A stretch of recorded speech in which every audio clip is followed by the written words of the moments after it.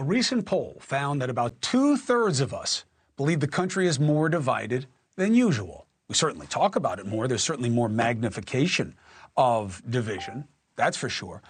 But here's what we don't talk about. Here's where we don't have enough: the answers, right? Because everybody's about the problem and making it worse. That's certainly what the parties are about. But why wouldn't it come from the best of us? Our veterans.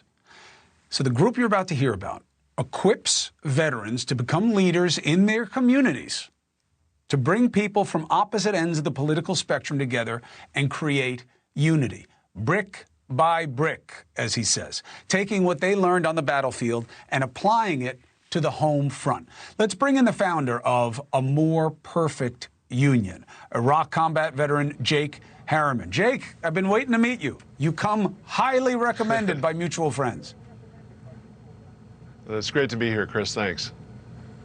You know, we always try, at least, to say, oh, thank you for your service. You're a veteran. That's great. It's great to see veterans in leadership.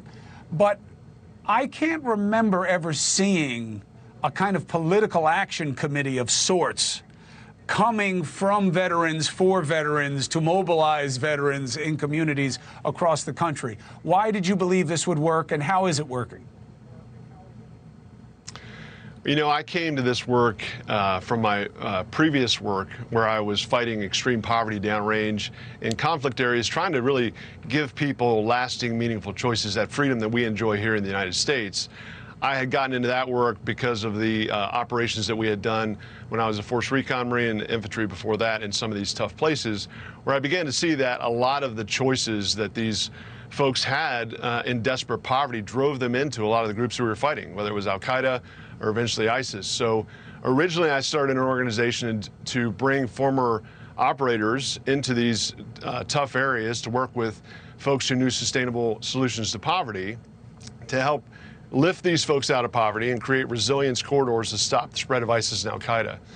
So I was doing that work. I was living in villages for about 7 years, and I came back to the United States to participate in a program that President Bush and President Clinton were starting to equip emerging leaders with the skills that they need to be able to take their projects to the next level. And I was going to work with my organization to do that.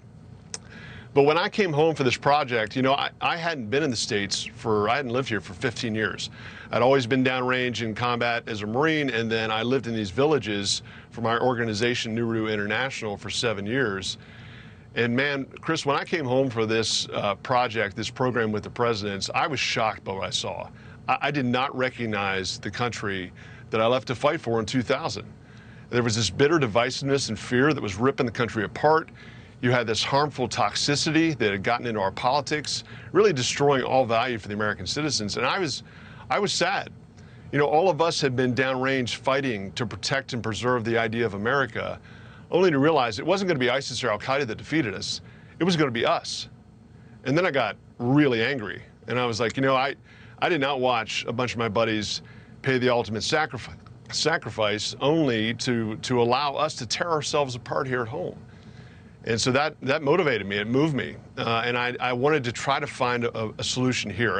It didn't matter how much great work we were doing downrange. If the light of American democracy goes out, what's it all for? The world needs the idea of America right now, and I understood that it was going to take veterans like us who understood the cost of freedom, who had been downrange fighting tooth and nail to defend it, that we're going to have to start a new movement here at home that could be the catalyst to make that change. So I came home. Now, are you looking to have veterans?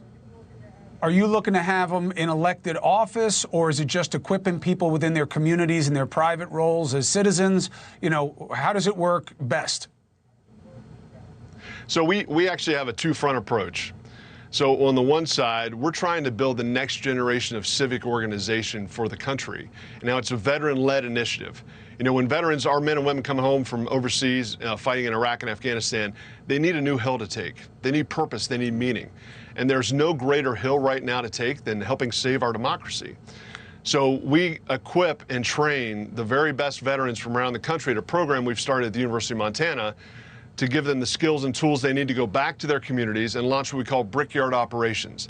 Now, these are chapters where folks do civic education, leadership development training, community service projects.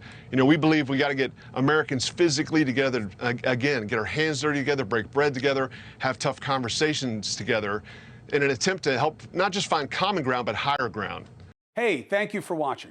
Please go to newsnationnow.com, newsnationnow.com, and you can find NewsNation on your television provider. And don't forget to click the red subscribe button down below.